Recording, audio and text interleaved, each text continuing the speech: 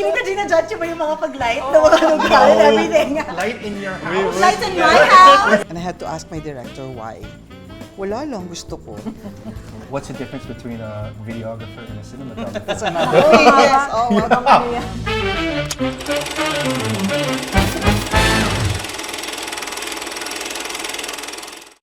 You also mentioned the exposure of everyone, and because we have access to more international material online, all sorts of streaming platforms, whatever people can pay for. So, would you say also na here sa Philippines, pang-international na ba the way we shoot our movies? In terms of, I mean, and what ba does... yung the way kaysa Sa sa output. Yes. Sige. Separate conversation. Ang ganda nun. The way we do it and the output that comes from the way we've done it. Ang ganda nun. Totally different. Let's start with the quality muna. Sa output muna. Sige, I guess. And then later on, we can discuss the way we shoot. Pero the skill is skill. here, definitely. Oo. Yung skill kasi, not a question, di ba? Yeah. It's here, everybody's Yeah, really di good. ba? The schools that we have, Yeah. the equipment that we have, sabi nga ni Miss Lee. Ano tayo, mabilis natin mag-catch up sa Hollywood. I mean, sometimes we supply cameras to Vietnam, di ba? Yung dito kinukuha. Some parts of Asia, yes. Oo. Yeah. Okay. Ano tayo, masigasig tayo sa equipment. Meron na sa, na-launch pa lang dito, meron ng, may launch kami. First on the list Yeah, sometimes diba? for delivery. That's true. Yeah, That's true. Philippines. Yeah, Believe it or not. So, skill and equipment, pasok tayo doon. Saan pa tayo? Medyo budget. Budget and time. And time, yes. Budget and so, time. Budget and time. Yes. Kasi output-wise naman, especially now with cinema being a world thing, di ba? It's not anymore just Hollywood. It's people are aware. And may voice naman ng Pinoy film that's very specific, and people watch it for that. So parang there's the question of are we an international quality? Ano? Parang that question is becoming less and less important. Kasi it's more of how Pinoy is your film. Yung ganun, yung Yeah. Okay. as opposed to how Korean is this film. Yes. And then that's so it's identity seeking na siya. Eh. Yep. There you go. Rather than are you looking for, because there was a time, especially when since we're one of the oldest cinema traditions in the world, 100+ years. So parang there was a time when everybody was trying to be LA, Yes. trying to be Yeah. Hollywood. Yeah. But now there's a bigger push for, especially with these micro prod houses, sila Tonet, sila Epic Media. There's this push to be more Pinoy rather than to chase, an LA feeling film. So it's That's a seriously good question, though. It's like, what makes a movie Filipino? Pinoy. I don't know if we have time for that. No, but that's that eye-rolling moment, yeah, where you're like, I know what's happening. I know how this is gonna end. But I mean, like, that's a question I've always asked, like a bunch of people constantly, especially when we're drinking. It's like, what makes a movie Filipino? yeah. Yeah. Right? Because you're right, we are still trying to find our identity. Yeah, yes. Kasi with everything, I guess it's authenticity is such a Yes. buzzword now, you know. So what really makes Filipino films Filipino? Right? Because it begs the question, does life imitate art or does art imitate life? It's just like, I've always asked that too of all the studios. It's like, why are we pandering to, I don't want to say the lowest common denominator, Yeah. but why are we doing the same thing over and over again? Yeah. Right? Yeah. Elevating cinema to the heights it was in the 70s and 80s. Yeah, can Well, you not the imagine? 80s. Let's go back in time. 80s wasn't a very good. Himala, di ba? That's true. Oh, that's true. Himala That's was true. 80s. Experimental Post that cinema. era, that post era. Yes. True. Now, can we elaborate more on setbacks, challenges?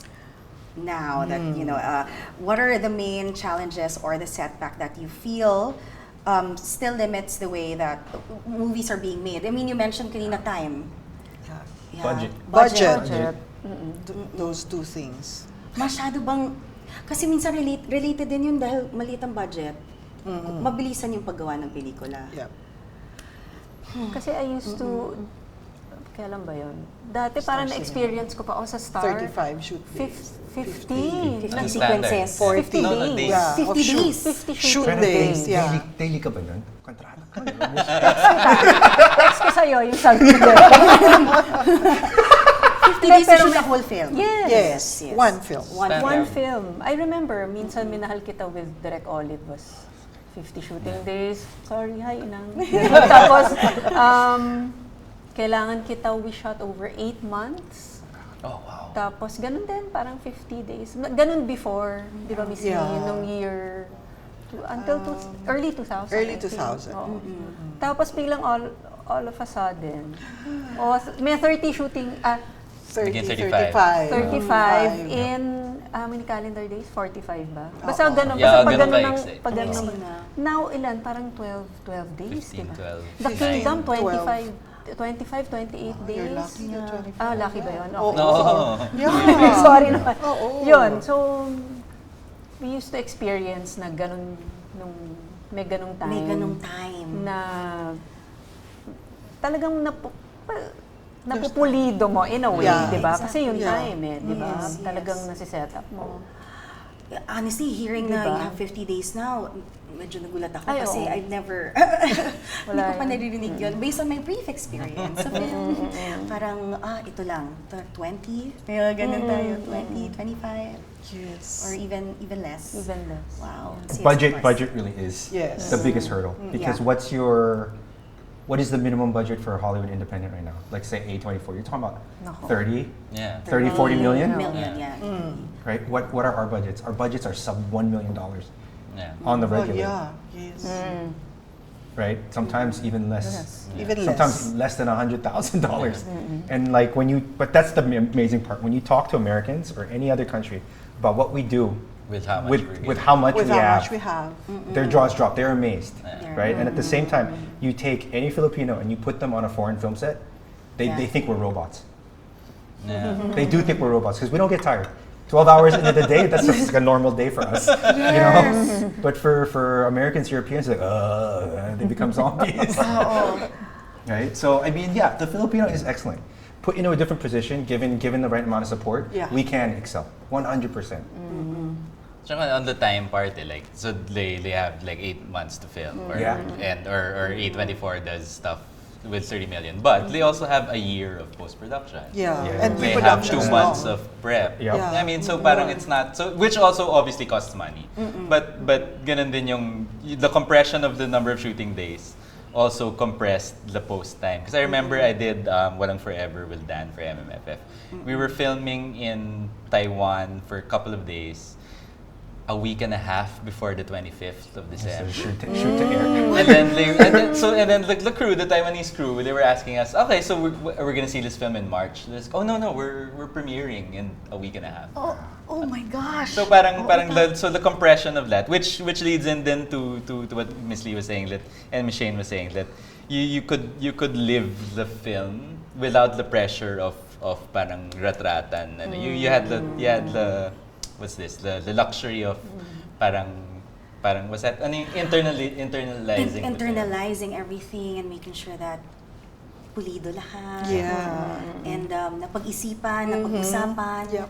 ng maayos. At Kasi, nababalik-balikan. Kasi at some point, parang we're just running on autopilot by day 12 Yeah. just because you're air. Yung Yeah. Yeah, you have to air. yung or- hindi mo na naalala yung continuity mo from day 1. Yeah. Yeah. That's true. Now, can we go back to something that we started to discuss earlier, which is about cinematography being deemed as a male-dominated field? Would you say this is accurate? And when you started, would you say na konti lang talaga yung mga female cinematographer? Is it really a traditionally male-dominated field? Konti lang ba talaga ang mga babae? And bakit ganon? And what has changed? Tama ka, Kakki, traditionally, diba? It's a male, even cinema, diba? Mas maraming lalaki except for actors. So, I guess it's because during that time also, ang bibigat ng cameras, ang lalaki ng ilaw. So, they don't expect women to be able to to carry or to go on and do that and stay long hours. But it has changed. So I'm so glad na it's open now. Kasi for me, it doesn't really matter if you're a male or female. Diba? Your creative contribution to the story is the more important thing. And ang swerte ng mga bata ngayon na wala yung ganun. Kanina, I think I was telling sina Mackie and Noel, I was sent home when I was a photographer. I was sent home from a shoot because they specifically the client wanted a male photographer. There, I was sent home. But after naman, the client saw the rushes or the dailies that we will say, pina-recall naman niya. So I ended up, shooting for her. Babae pa yung ating producer. Yes. So, ating client. It was quite bumpy. Yan. So na-mention niyo po, Ms. Shayne, because nga, and all of you, you really want to prefer na kayo mag-operate. So yun siya, was it parang a seemingly physical limitation? Yun pala yun? Yun po ba yun, to operate the camera before? Or hindi naman talaga? Hindi naman. Pero ako kasi parang, medyo naswertehan lang ako, Kakki, kasi nung nagtitrain ako, tama ba, Miss Lee? Parang grateful ako kay Miss Lee and Miss Marisa Florendo kasi sila yung naunang dalawa and then ako na. So parang they paved the way kasi na ma-open yung opportunities for others. And feeling ko madami ng female cinematographers ngayon simply because they're good at what they do, 'di ba? So yun lang yun eh, 'di ba? Parang of course, there are times na you really feel, di ba, na you're the only female on set. Pero most of the time, you're just the DOP eh, di ba? Di ba, parang mas problema ko ata yung exposure today, orgasan yung araw. Rather than, oh my God, ako lang ang babae. Parang mas andun yung consciousness namin, I believe, di ba? So parang, baka yun lang ang personality ko, parang... No, I think you're diba? right. And I think kasi I luckily trained under Mr. Roddy Lacap, who's who's very well respected in our industry. I think that's also one of the factors na nakatulong. Kasi kung, di ba, yung pinanggalingan mo rin, kung kanino ka nanggaling, kung, di ba, very respected kasi yung figure. So, yun. So, swerte. Diba? It has its perks though. You know? For example, in the Philippines, diba? Machismo. Men are very generous to women. Like my boys, after a handheld shot, nagmamadali na yung, ma'am, pahingi ng camera. Right. Very, very helpful, diba? Ang swerte namin at that point. And I also have to admit, diba, that tumabi, I had tabingi yung ganito ko from carrying handled. Kasi nung time na yun, mabigat talaga yung cameras. Okay. Occupational hazard. Pero hindi ko pwedeng pahalata. Because they will say, ay, hindi ka fit to do that. But we're lucky. I mean, I think I was lucky, Shayne and everyone, na the boys, the team that we have are very, very helpful. So, kulang na lang buhatin ka. I got a super hot take on this, by the way. Okay, yes. I don't know if it doesn't get me canceled. But I mean, like, the Philippines, especially, it's a matriarchal society. Right? And I think we're very lucky that there are more prolific female cinematographers and directors here than in any part of Asia. And maybe even heads. Europe. Yes. And studio heads. Studio heads. Kasi you have Mother Lily. Can you imagine we're one of the few countries where our studio heads are female? Correct. Yeah. Oh, Doña Sisang. Yes. Mother Lily. No, but very- that's why Ari loves the Philippines because there are so many good female cinematographers. Right? And they're hard pressed to find any insight in some of the other countries. Now, my next question is, since we were talking about the workplace environment then, and recently the Eddie Garcia law has been, implemented, has been passed. Ayan na. So, tama, ito na.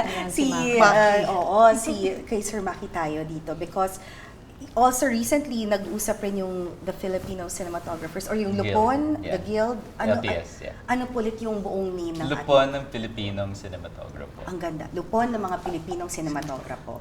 Na-share na rin po yung mga Edgar Garcia Law and what it can do for you, for the community, and for everyone in the industry.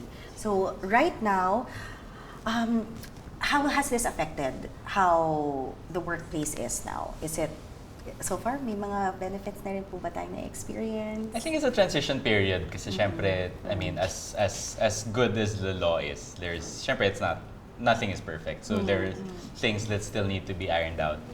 And only the industry is the one that can get that to put into effect. Yeah, to really make sure na things will be in Yeah, place. and it's gonna to lead in then from your question about like the output versus the work process. We had gotten through this industry has survived so much on just sheer endurance.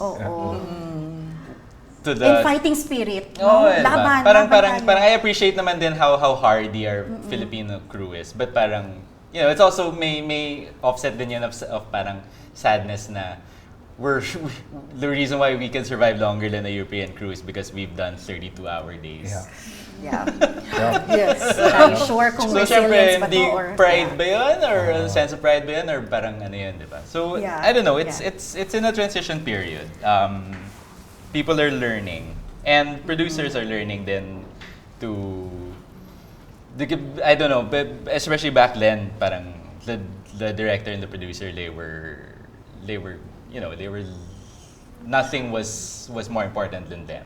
Yeah. But then now things are starting to change and then also the directors and producers have to understand that you're also asking a lot of us. We've given up a lot to be what we are now, diba?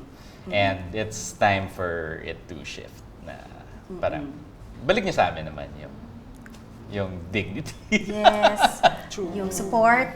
Yes. Yeah, we gave a lot. There are so many people who have given so much personally, emotionally to this industry, and parang the more democratized the industry gets, the more you realize that no, it's also I mean, parang as romantic as everything is, it's also a job. Like, we have lives outside of it. Yes. I'm thankful for the turnaround, man. I mean, thank you for getting that passed, because the turnaround was the most. Before, right now, so the law says we have a 12-hour turnaround, meaning from tails, meaning the last person offset, to the earliest it can be called is 12 hours, right? Okay, so yes. 10, sorry, 10. Okay. So, but now, what was I gonna say? Like back in the day, 1-2 hour turnover, that's it. That would really happen on film sets. You go home, you take a shower, you go back to And work. then you go back. Tuhog. Yeah. Pag may play date, I think. Exactly. Pag may play date. And then even worse for the crew, because the crew wouldn't even go home. In the time it took for them to break To down set all the down, equipment, they would just have to go straight to the next location. That's true. Oh my gosh. Right? I mean, the absolute worst, and I'd love for you guys to share. I think it was a week I didn't go home. Same. I would just brush my teeth on set and then sleep in the van, brush my teeth on set, go straight to work. Wow. Yeah. Well, now, since we're talking about the current status and then, of course, the future of Philippine cinema, really. What's your wish for the future of cinematography in our country, both as an art and as a craft? No, like as Ms. Shayne was saying, the skill is there. So parang I don't think we're lacking in that. So that's not. My wish is never go towards the art of it. But then I guess it's just really more of the as the person who helped the guild through into the EGL passing into law part of it. But I guess it's more of I want as much as I love this pero parang I want people's for them to be able to protect themselves more. Parang, kasi undeniable naman yung love Parang anyone who ends up doing this stuff for as a living, you're not doing it for anything else but really for the love of the craft. But then again, yung I find that the Filipino-ness of the process is so much of it has has existed and survives just because you're asked to also invest personally into so it. much. And then too much minsan. So parang ako lang, that's it. Like the skill is there, and that'll never go away. It'll only get better. But parang I think kung future ang pinag-usapan, it's like I wish for a better work-life balance for everyone. Sir Noel, It's parang a naisip really ka na. good question. Yes. I think for my wish for budding cinematographers is to really just don't be afraid to try new things. Really push the limits and boundaries of what you can do. You guys have the gear, you have the opportunity. Like really find yourselves and tell your stories. Don't let anybody tell you that you can't. That's true. Right? That now is not the time. Right? And then especially at any level, never be afraid to experiment. Never let anybody tell you that you can't do this, you can't do that. Right? It's digital now. You're not wasting film. You're not dropping 10 grand every 4 minutes. You know? So experiment, play, find your voice, find what makes you Filipino, right? And help elevate the industry for future generations. Nice. Yeah. Miss Shayne. O yun, to add to that, kasi same din yung wish ko na yung interest sa craft mag-continue with the younger generation. Na parang i-embrace the craft as a lifelong learning experience. Sana nga mabalikan nila yung golden, kasi nostalgia kasi ako doon yung the 70s and the 80s. Ang gaganda kasi ng films noon. So kung 'di ba yun nandun yung interest mo, pwede mong pag-aralan yun para 'di ba, serves as an inspiration. Like me, yun ang lagi kong binabalikan kasi yun. So sa akin yun ang wish ko for the craft, the art of cinematography, na mag-continue with the younger generation. Just pay attention and embrace it as na lifelong learning experience talaga siya. And now Miss Briones-Meily. Practically the same. My wish for the new filmmakers to be authentic. You know, it's not like I can afford to buy a camera and that makes me a cinematographer. I mean, we do it with pride. We work hard for it. So I would like to encourage everyone to read. People have, stopped reading. That's really humanities, very important. Travel. And like what Shayne was saying, you have to find yourself. When you find your voice, then you can fight for what you believe. And then never be afraid to say that you're a Filipino. The stories that we have, I mean, of course, filmmaking is universal. Yeah. Right. But there's a certain uniqueness of us being Filipinos, and our stories are beautiful.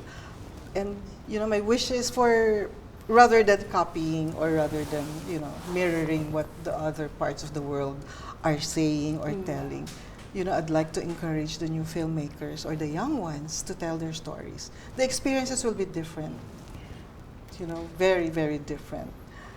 The craft will remain, and they have to work hard for it, but the voice is the one that will say, this is made by this particular filmmaker. So authenticity in what you do, and that's where you get your courage. Yun lang. Yun lang. That's why you kept it for last, no? That's the best closing. So today, we didn't just talk about the lights and the cameras, we explored identity, evolution, and the craft that shapes the soul of cinema. And so thank you once again, Noel, Shayne, Mackie, and Miss Lee for sharing your light with us in every sense of the word. I am Kakki Teodoro, and this has been Behind the Reel. Till next time, bye! This isn't behind the scenes.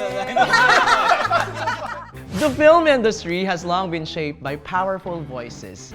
Among the most compelling are those of women directors. So alam mo na may halong igit. Yun naman pala yun. And I hope that marami pa at dumami pa ang mga female directors na makapagsasabi na, kaya to. Bakit ang daming buyers? Who's causing the buyers? It's the men.